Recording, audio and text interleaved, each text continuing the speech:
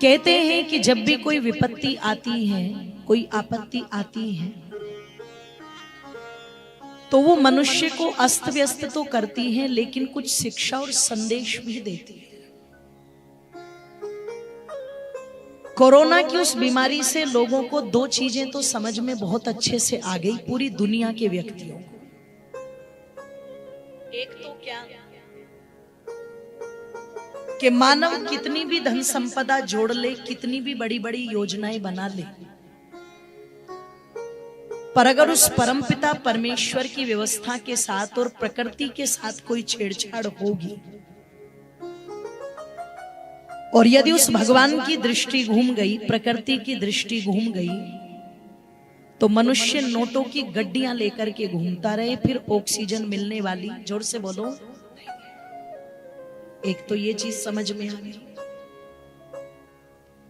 आप एसी लगा के, पंखे लगा के, अब जैसे यहाँ पर बहुत अच्छी व्यवस्था की गई है और गर्मी भी है, तो मुझे लग रहा है कि मुझे तो बहुत राहत मिल रही है, आपको भी मिल रही होगी। तो जिन्होंने व्यवस्था की है उनके लिए तालियां बजाओ एक बार। तो मैं निवेदन कर दूं आप लोगों के मध्य में कि एक तो मनुष्य को ये समझ में आ गया कि हम एसी, पंखे, कूलर लगा करके अपनी रक्षा नहीं कर सकते। प्राणों को बचाने के लिए हमें ऑक्सीजन की आवश्यकता है और ऑक्सीजन वृक्षों से मिलती है। इसलिए जितने अधिक संख्या में वृक्ष लगाए जाएंगे उतना ही मनुष्य का जीवन सुख में हो सकता है। ये बात सीधे सीधे समझ में आई। दूसरी चीज मनुष्य को यह भी समझ में आई कि उसे अपने जीवन जीने की शैली में परिवर्तन तो करना पड़ेगा। अगर मनमाने रूप से मनुष्य अपने जीवन को लेकर के चलना चाहे तो चल नहीं सकता, उसे प्रकृति के संपर्क में तो रहना पड़ेगा। शरीर के लिए धूप भी जरूरी है, शरीर के लिए हवा भी जरूरी है, शरीर के लिए शुद्ध अन्न भी जरूरी है, शरीर के लिए औषधि भी जरूरी है। ये बात भी मनुष्य को बहुत अच्छे से समझ में आई। प्रकृति का जितना जितना सम्मान मनुष्य करेगा, प्रकृति मां बन करके उतना ही कल्याण करती है। और इस प्रकृति के साथ मेरी माताओं बंधुओं जितनी छेड़छाड़ होगी, ये उतना ही रुद्र रूप दिखाएगी। अभी पिछले दिनों दुबई वालों, रेत पर बैठे हुए दुबई वाले, तेल के कुएं उनके यहां निकले तो धन संपदा की बारिश होती है वहां। अब व्यक्ति सोचता है मैं धन संपदा से सब कुछ कर लूंगा, क्योंकि बाप बड़ा ना भैया और सबसे बड़ा रुपया। और मैंने कई बार आप लोगों के यहाँ एक भजन सुनाया है, मंदिर मिल जा भगत मिले, भगवान मिले ना पैसे से, और जीवन मरण मिले ना, जीवन दान मिले ना पैसे से। बहुत चीजें, बहुत व्यवस्थाएं धन से बनती है। धन बुरा नहीं है, बिना धन के कुछ नहीं होता। धन की सबसे पहले आवश्यकता है प्रत्येक कार्य में, लेकिन धन को ही सब कुछ मान लिया जाए, वो विचारधारा थोड़ी विपरीत है। तो जो दुबई धन का कुबेर कहलाता है, धन के ढेर पर बैठा हुआ है, उन्होंने कृत्रिम वर्षा वो प्रतिवर्ष कराते हैं।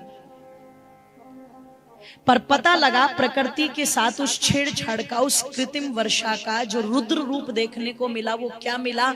जहां रेत उड़ता था वहां बाढ़ आई हुई है, गाड़ियां बह रही है, घर बह रहे हैं, जीवन दुर्भर लोगों का। तो जो ताकत एक प्राकृतिक व्यवस्था में है, वो कृत्रिम व्यवस्था में कभी नहीं हो सकती। कृत्रिम एक विकल्प हो सकता है, मनाही नहीं है कि हम विज्ञान को ना बढ़ाएं। कृत्रिम वर्षा करा दी, ये छोटी बात नहीं है। उन वैज्ञानिकों को देखो जिन्होंने कितना मस्तिष्क लगाया होगा, किस प्रकार से बादलों में उस केमिकल को मिश्रित वो करते हैं कि जिससे बारिश हो जाती है। तो ये विज्ञान की प्रशंसा है, लेकिन इन कृत्रिम चीजों से ही हमारा जीवन चल जाएगा। मनुष्य को इस धोखे में नहीं रहना चाहिए। इसलिए कृत्रिम चीजें एक विकल्प हो सकती हैं, पर उन्हें जीवन जीने का साधन मत बनाओ। आज पता लगा कृत्रिम चीजों पर मनुष्य ज्यादा निर्भर हो रहा है। जैसे व्यक्ति एसी पर निर्भर हो गया तो जिसे वहां रहने की आदत पड़ गई उसे धूप में आधा घंटा बैठा नहीं सकते, उसकी तो हालत पतली हो जाएगी। पर जिसने धूप में पसीना बहा रखा है, शरीर को धूप लगा रखी है, उसका कुछ बिगड़ेगा क्या बोलो?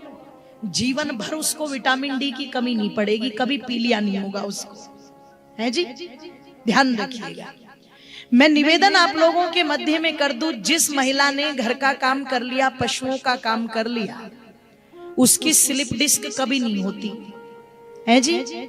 और जो बैठी हुई है, कपड़े धोने वाली भी लगा दो, बर्तन वाली भी लगा दो, झाड़ू पोछे वाली भी लगा दो, आगे पीछे नौकरानियां होनी चाहिए। और मैं सेठानी बन के बैठूंगी तो कह दूं सेठानी दुखी और नौकरानी सुखी है। सेठानी तो गोलियां खा रही है, सुबह भी बीपी की, शुगर की, घुटनों में दर्द, मेरी कमर में दर्द, मेरे सिर में दर्द, मुझे माइग्रेन की दिक्कत, और मुझे तो थायराइड हो गया, और मेरा तो बीपी फ्लक्चुएट हो रहा है। और वो नौकरानी जो बिल्कुल लकड़ी की तरह एकदम मजबूत, वो फिर रही है फटाफट फिरकी की तरह घूमती रही, न उसको बीपी न शुगर, है जी? होता है क्या बोलो कुछ? सेठानी दुखी और नौकरानी सुखी। तो मैं निवेदन आप लोगों के मध्य में कर दूं, कृत्रिम चीजों पर ज्यादा निर्भर व्यक्ति न रहे। और मुझे एक बात बचपन में मेरी दादी ने कही थी, इस शरीर से तो जितना काम ले लो उतना लेना चाहिए। आराम जरूरी है लेकिन एक सीमा तक। जितना काम इस शरीर से हम ले सकते हैं लेना चाहिए। क्यों? ये मिट्टी है, मिट्टी में ही तो मिलेगा। और इसको जितना चलाओ ये उतना ठीक रहता है, जितना बैठाओ बोलो उतना ही बीमार पड़ता है। तो मैं निवेदन कर दूं, कोरोना के आने से हानि तो बहुत हुई। देखो मेरे बहुत सारे परिचित व्यक्ति ऐसे हैं, लोगों किसी के घर में से एक एक हफ्ते में 4-4 अर्थियां निकल गई, कहीं 3-3 निकल गई, कितने लोग।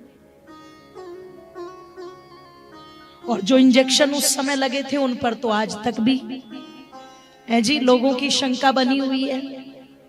बोले ये नाचते नाचते जा रहे हैं, ये जिम करते करते जा रहे हैं, कोई फोन पे बात करता करता जा रहा है जी, कोई शादी में खाते खाते ही जा रहा है। बोले ये कहीं गड़बड़ तो नहीं कर दी इंजेक्शनों ने?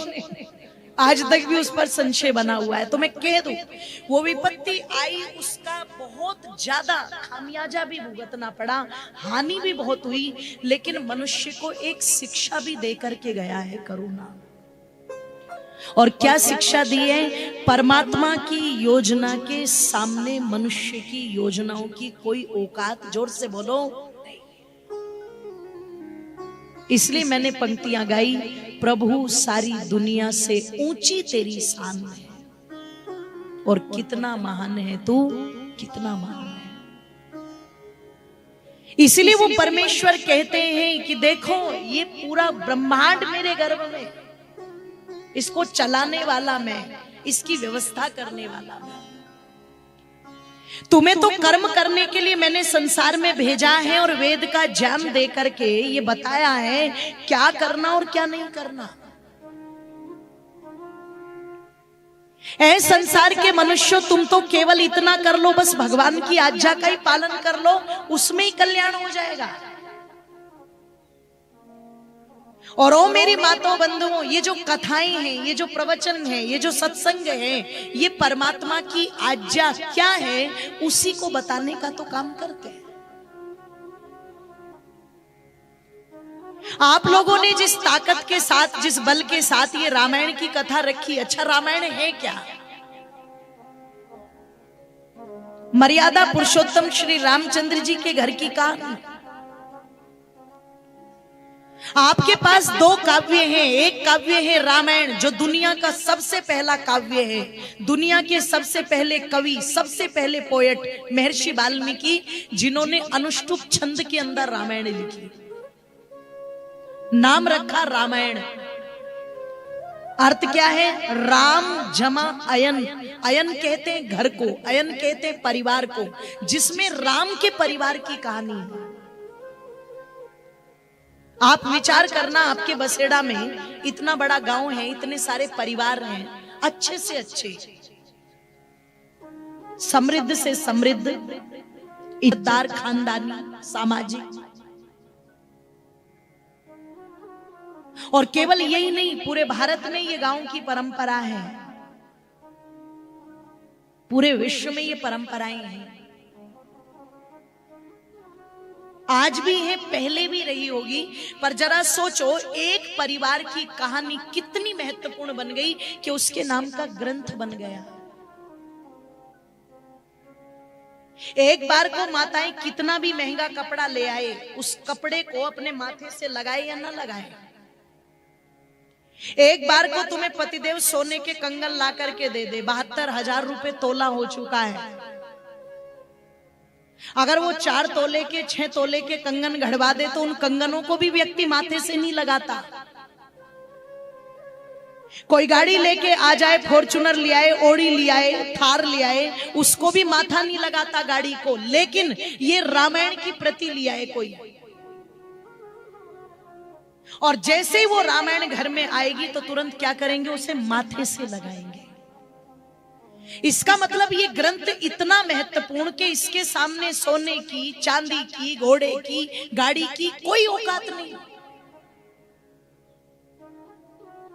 इसे माथे से लगा रहे हैं, इसे पूज रहे हैं और बड़ी श्रद्धा से ले जाकर के मंदिर में रख रहे हैं और ये मान करके चल रहे हैं, गर्व से बता रहे हैं। हम घरों में जाते हैं तो गर्व से बताते, हमारे मंदिर में भी रामायण रखी हुई है।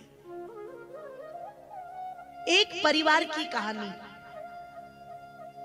इतनी महत्वपूर्ण हो गई, इतनी महत्वपूर्ण हो गई कि ये ग्रंथ आपके केवल भारत में नहीं, पूरी दुनिया में पूजा जा रहा है। एक समय का वो इतिहास मिलता है कि जब मंदिर तोड़े गए, पर आज धीरे धीरे धीरे धीरे समय बदला और इतना महत्व बढ़ गया इन महापुरुषों का कि जिन लोगों ने मंदिर तोड़े, आज उनके देशों में राम के मंदिर, जोर से बोलो, बनाए जा रहे हैं। दुबई में, पाकिस्तान में, यूएई में मंदिर बनाए जा रहे हैं राम के।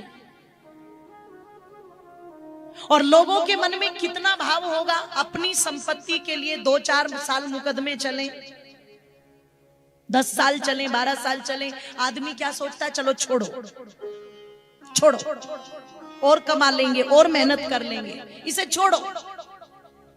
पर मेरी माताओं बंधुओं, कितना भाव लोगों के मन में इस ग्रंथ के प्रति है।